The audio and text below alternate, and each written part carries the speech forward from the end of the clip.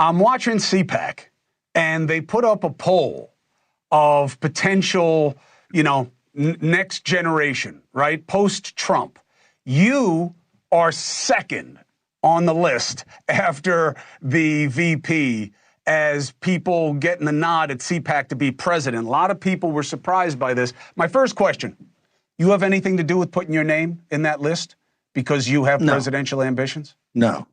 And President Trump, I'm a firm believer that President Trump will run and win again in 2028. So I've already endorsed President Trump. A man like this comes along once every century if we're lucky. We've got him now. He's on fire, and I'm a huge supporter. Want to see him again in 2028.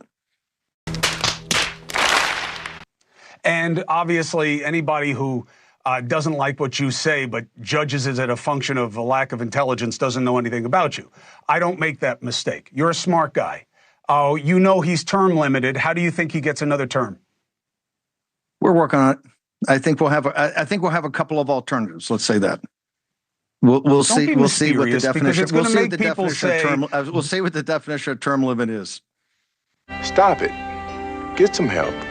All right. Well, so you're talking about litigating this issue because I don't want people to listen to our interview and say Bannon's cooking up an insurrection. Bannon is cooking up. You know what I mean? I want people to get a straight take on where your head is. What are you suggesting? Chris, as you know, I've had greater long shots than this. When we supported President Trump after the election, I realize you don't believe the election in 2020 was stolen. We do. We fervently believe that. When President Trump went back to Mar-a-Lago on January 20th, 2021, he was the longest of long shots to return to the White House. We said that day in our podcast and doubled down having President Trump's back, that he was coming back not just to win the primary, he would win the White House, and we had to get organized and drive that victory and also start working on all the policies, what's called Project 2025 or the America First Policy Institute, but all those different think tanks that started putting in the policies that you're seeing today in what we call Flood the Zone or Days of Thunder or however you want to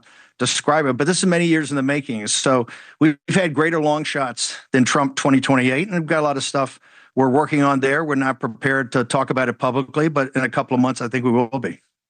Just answer the damn question. The only way that they win is we retreat, and we're not going to retreat. We're not going to surrender. We're not going to quit. Fight, fight, fight. Amen. God bless you.